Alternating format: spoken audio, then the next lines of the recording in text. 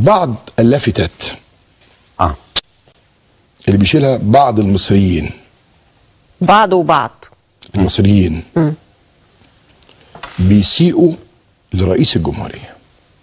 خلي بالك، ويقولوا اصل احنا مصر وبنحب مصر. لا، اللي بيحب مصر يعرف ان حسني مبارك اللي انا ماليش مصلحه، انا اتحبست في عهد حسني مبارك 3 مرات، 87 97 2007 خلاص. مره في زكي باد لما اتصديت له واعتقلني 3 اشهر، ومره في سفير اسرائيل لما ضربته اتحبست 17 يوم، ومره في قصه سيد نوفل بعد موضوع احمد نظيف لما قلت الطويل والقصير قعدت سنه في السجن. تمام.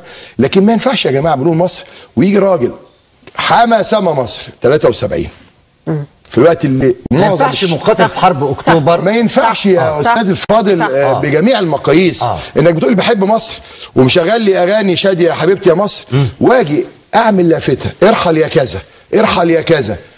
هذا لا يليق لا بشعب مصر ولا بحضاره مصر. ليه بقى؟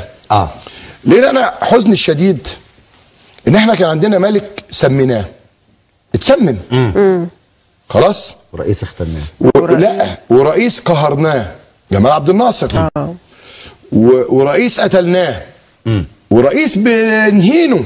ايوه، احنا مش كده، ده مش شعب مصر يا جماعه. صح. لا، اوعى تقول لي ان ده شعب مصر، واوعى تقول لي القناه هتكلم فيها دلوقتي ان اليافط اللي متعلقه دي قول غير الدستور، مش غير النظام، غير. اوعى تكتب لي ارحل يا كذا او واحد اسف لا لا، في مشاهد معينه بس كويس بعد اذنك بقى، كويس انت فكرتني. في واحد هارب بره في قناه مش عارف اسمها ايه، طالع بيشتم في مصر ورئيس مصر. الراجل الهارب اللي انت شتمته قبل كده اشرف سعد، تخيل. هقول لك ليه بقى، قاعد وبيشتم بشكل غريب. هقول لك انا عايز اقول لك سياده المستشار وهناء سمعتني، واحده مصريه اتصلت بيا بتبكي بكاء غير عادي، تقول لك حسني مبارك ما يتقالش عليه كده. صح. يمشي حسني مبارك ما يرشحش نفسه، انما حسني مبارك اللي عمل 73 واحد من القاده المهمين جدا ما يتقالش عليه كده. يبقى حسني مبارك في ما يتقالش عليه كده. حرب الاستنزاف كان هو لا يعني مش حسني مبارك يا سياده المستشار في المنطقه العربيه، في المنطقه العربيه يكاد يكون يمكن هو صاحب الشرعيه الوحيده، ما يتقالش عليه كده. شوف يا سيد، يمشي حسني مبارك بس ما يتهمش. مش قضيه انه يمشي، لا مش يمشي النهارده يمشي بكره يمشي. لا يعني ايه، هم بيطالبوا بكده. بس عايز اقول لك المشهد، عايز اقول لك المشهد. حسني مبارك في فتره رئاسته ممثل الناس بتنسى، كنا ممكن ان نتورط في العراق في الحرب الاخيره، في السودان، كنا ممكن في السودان، كنا ممكن نتورط مع ليبيا. حمى شباب مصر. لا، ادي واحد. 2، هو حسني مبارك ده مش قاعد مقاطع امريكا وزاره امريكا 5 سنين لما قالوا له تعمل قواعد عسكريه عندك يا امير قطر، بلدك محتله. بقول تاني، يا امير قطر يا موزة بلدك محتلة فيها قواعد عسكرية، يا ست موزة شيل القواعد العسكرية الأمريكية اللي عندك وقول لرئيس وزرائك اللي عنده قصر موجود في تل أبيب. عيب بقى يعني يا جماعة، عيب. انتوا بتقولوا احنا خونة، الرئيس بتاعنا خاين، الرئيس بتاعنا عنده قصر في تل أبيب. فين الكلام ده؟ انت عندك قصر في تل أبيب. القناة، ما الواحد بس حزين. النهارده الملك عبد الله لما رجع من مرضه وربنا يشفيه، انا شفت أيوة. ملك السعوديه بيوطوا على ايده يبوسوه، مش عشان هم، لا، ده رمز للنظام، ده رمز للمملكه، ده رمز للنظام. خلاص. وانا بقول تاني، انا عايز راجل يطلع في قطر في قناه الجزيره، راجل بس يقول ان الراجل ده زي ما قلت قبل كده استولى على الحكم من دورة ميه، من تواليت.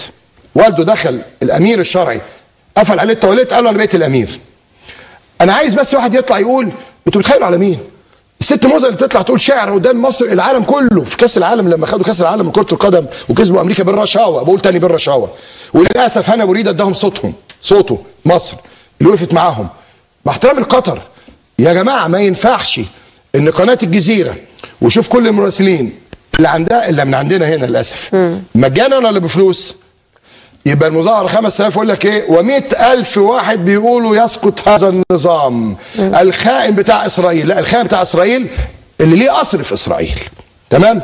بلدنا ما يتقالش عليها كده. وحسني مبارك لغايه ما يمشي براحته، يعني افرض عايز يمشي بكره، هو ده الدستور عايز يقول لك عايز يستقيل يستقيل، هو لحد شهر بمدته.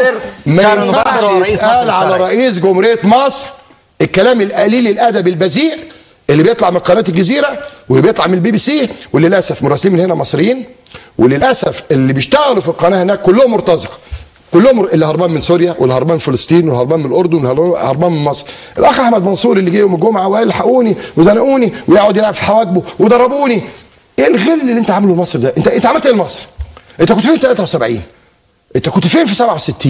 انت فين لما انا وغيري حمدين صباحي، ما حدش يتكلم عن حمدين لانه اتحبس كذا، ما هو عضو الشعب اتحبس، مصطفى باكي، فينا يا جماعه ناس. لا وكل الشباب دفع ثمن. النهارده ايه الثمن اللي دفعته؟ في خطر بتوطي على جزمه موزه ترمي لك الدولارات ولا الدينارات وتبوس الجزمه وتشتم في بلدك.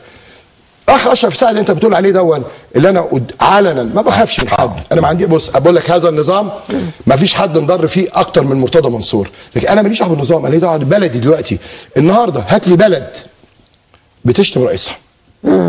خلاص الولاد اللي طلعوا الشبان الجمال دول اول مره طلعوا انا ما شفتش لفظ بذيء طلع. لا أيوة. لا لا لا لا لا ما فيش لفظ بذيء طلع. ما حصلش. انما النهارده شايف واحده للاسف الشديد جايبه طفلها عنده سنه في الزحمه دي وكاتبه يافطه بيتها ارحل يا جدو.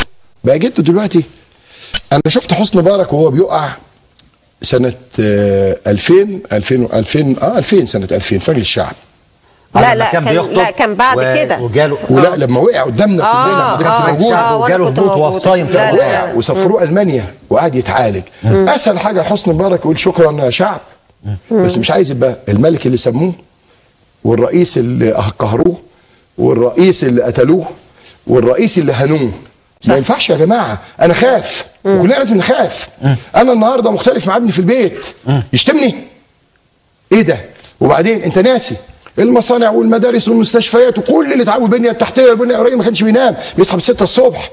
انا بقول لك وانا مختلف مع النظام، والنظام ده هو اللي حل مجلس اداره في نادي الزمالك، هو اللي زور ضد انتخابات في نادي الزمالك، وهو اللي سقطني. كل ده مسألة مش شخصية أصلا. بس أنا النهارده مش وقت الانتقام. زي ما الأخ هيكل النهارده كاتب مقالة. يا أستاذ هيكل ده احنا في مظاهرات 72 جينا تحت الأهرام نهتف عشان تقابلنا، انضربنا بالقنابل وطردتنا كلنا. النهارده جاي تتكلم عن الديمقراطية؟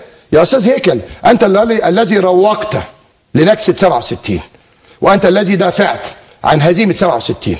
النهارده اوعى تتكلم عن مصر وشعب مصر. كنت فين ومفيد فوزي يا أستاذ هيكل؟ ها لما قال على مذيعه انها مذيعه موسى صبري. لا موسى صبري لما قال على همة مصطفى انها ومفيد فوزي برضه انتقد مذيعه. واحد راح باته والتاني راح ماته. كنت فين يا هيكل؟ وانت كنت جزء من هذا النظام، بالعكس انت كنت المنظر الاول لهذا النظام. لما تيجي النهارده تستغل هذه الظروف وتصفي حساباتك مع نظام عشان ما جابكش وزير او رئيس وزراء، احنا كلنا شايفين المشهد. كنت فين لما الاخوان المسلمين اللي بيدافعوا عنهم دلوقتي كانوا بيتسحلوا في 64؟ كنت فين لما سيد قطب اتعدم في 64؟ كنت فين؟ ما اعترضتش ليه؟ جاي النهارده وانت قاعد في العزبه بتاعتك وابنك عنده مليارات، تاني يقول مليارات يا هيكل، جاي دلوقتي النهارده تقول بتدافع عن الشبان اللي هم قضيتهم الحريه وقضيتهم البطاله. ادي واحد. اتنين، خد عندك يا استاذ الفاضل، انا ملاحظ الاخ البرادعي بقى 3 ايام مربي دقنه.